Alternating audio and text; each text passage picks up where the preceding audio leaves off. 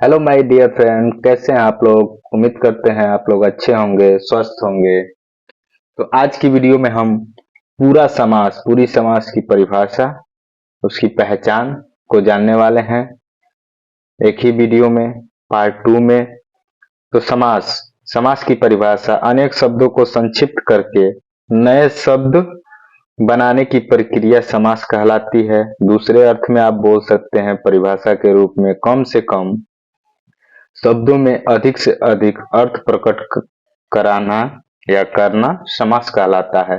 अब समास के कितने प्रकार होते हैं, समास के भेद, समास 7 प्रकार के होते हैं या समास के मुख्य 7 भेद होते हैं। तत्पुरुष समास, कर्मधारय समास और द्विगु समास और बहुब्रीहि समास और द्वंद्व समास, अव्ययी भाव समास और नत्र समास।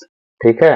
अब तत्पुरुष समास जिन समास के बाद का अथवा उत्तर पद प्रधान होता है तथा दोनों पदों के बीच के कारक चिन्ह लुप्त हो लुप्त हो जाता है, उसे हम तत्पुरुष समास कहते हैं। जैसे मान लीजिए तुलसी कृति है, तो तुलसी से कृति यानी से का बीच का से है, ये लुप्त रहता है तुलसी कृत में।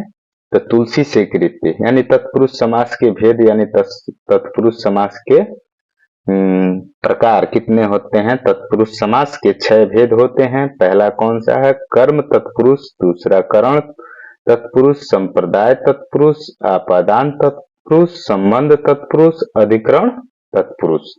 ठीक है।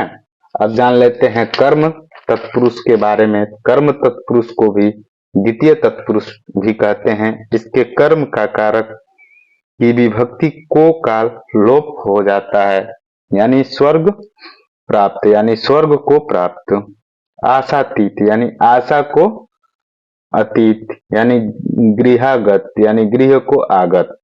करण तत्पुरुष तृतीय तत्पुरुष होता है। इसके करण कारक की विभक्ति से के द्वारा का लोप हो जाता है। जैसे कि मान लीजिए आचार कुशल है तो आचार से कुशल, मुंह मांगा यानी मुख से मांगा, मुंह से मांगा। इसी प्रकार हमारा संप्रदाय तत्पुरुष यानी चतुर्थी तत्पुरुष है। इसमें संप्रदाय कारक की विभक्ति के लिए लुप्त हो जाती है।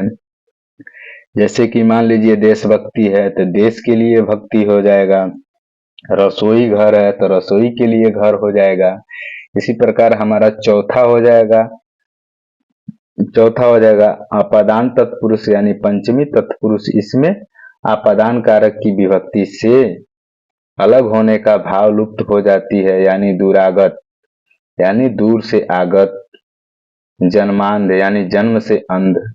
ठीक है। तो इसी प्रकार हमारा 5वां हो जाता है संबंध तत्पुरुष यानी खष्टी तत्पुरुष। इसमें संबंध कारक की विभक्ति काके की लुप्त हो जाती है, विद्याभ्यास।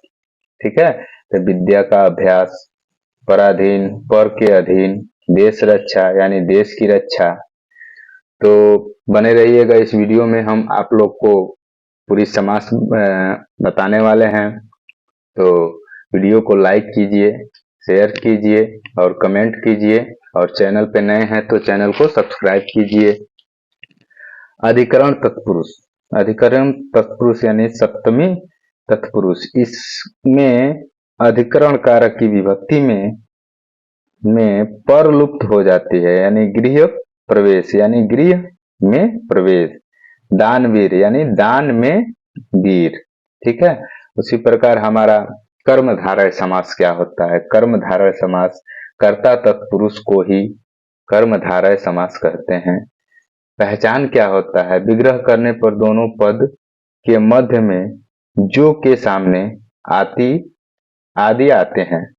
जैसे मान लीजिए परमेश्वर है तो परमेश्वर है जो ईश्वर, परमेश्वर है जो ईश्वर।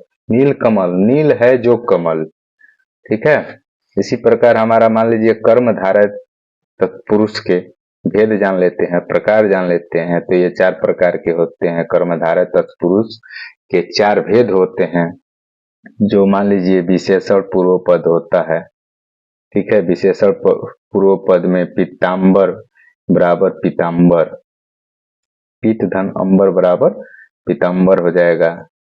इसी प्रकार मान लीजिए विशेष से पूर्व पद हो जाएगा। तो कुंवारी यानी कुंवारी लड़की, ठीक है, कुमारी माने कुंवारी लड़की। विशेषणों भय पद होता है नील, नील पीत यानी नीला पीला, नीला मतलब नीला और पीला बतला रहा है। तो इसी प्रकार मान लीजिए चौथा हो जाएगा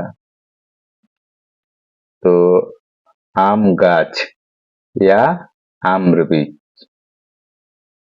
अब जान लेते हैं कर्मधारय तत्पुरुष समास के उपभेद कितने होते हैं। उपभेद 3 होते हैं। उपमान कर्मधारय, उपमीय कर्मधारय, रूपक कर्मधारय। ये क्या है? कर्मधारय तत्पुरुष समास के उपभेद हैं।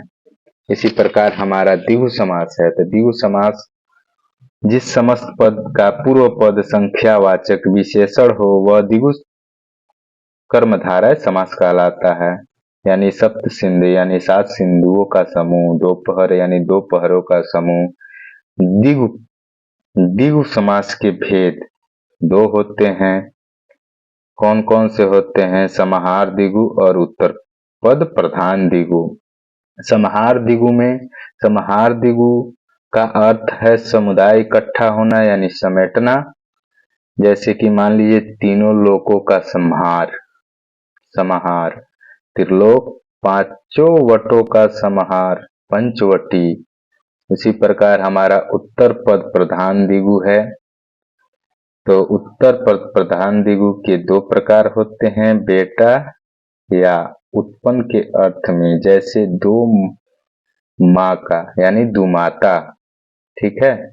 जहां सचमुच ही उत्तर पद पर जोर है यानी 5 प्रमाण का नाम यानी पंच प्रमाण, ठीक है। अब बहुब्रीहि समास जिस समास में पूर्व पद तथा उत्तर पद दोनों में से कोई भी पद प्रधान न होकर कोई अन्य पद ही प्रधान हो वह बहुब्रीहि समास कहलाता है। जैसे मान लीजिए दशानन है यानी 10 मुंह वाला रावण प्रधानमंत्री हो गया, या मंत्रियों में प्रधान है जो क्या है? प्रधानमंत्री। तो आप लोग को पूरा हम बताने वाले हैं। अब द्वंद्व समास जान लीजिए। द्वंद्व समास क्या होता है? तो वीडियो को लाइक कर दीजिए, शेयर कर दीजिए, कमेंट कीजिए। चैनल पे नए हैं तो चैनल को सब्सक्राइब कीजिए। द्वंद्व समास जिस समस्त पद के दोनों पद प्रधान हो तथा विग्रह करने पर और अथवा या एवं लगता हो वह द्वंद्व समास होता है। जैसे रात दिन, मान लीजिए आप कह सकते हैं रात और दिन, या आप बोल सकते हैं रात या दिन। सुख और दुख, या आप बोल सकते हैं सुख या दुख, ठीक है। अव्ययी भाव समास ये क्या होता है? जिस समास का पहला पद पूर्व पद अव्यय तथा प्रधान हो उसे अव्ययी भाव समास कहते हैं। पहचान क्या है? पहला पद अनु आ प्रति भर यथा यावत हर आदि होता है। जैसे कि मान लीजिए यहाँ प्रतिदिन है तो प्रति यहाँ पे है तो प्रतिदिन यानी दिन, यथा विधि यानी विधि के अनुसार, ठीक है, विधि के अनुसार। आजन्म यानी जन्म से लेकर। इसी प्रकार हमारा आ जाता है नत्र समास। नत्र समास क्या होता है? इसमें नहीं का बोध होता है। जैसे कि मान लीजिए अनपढ़, अनजान, अज्ञान। तो मान लीजिए अनाचार है, अनाचार में 9 आचार, मतलब इसका विग्रह करना 9 आचार।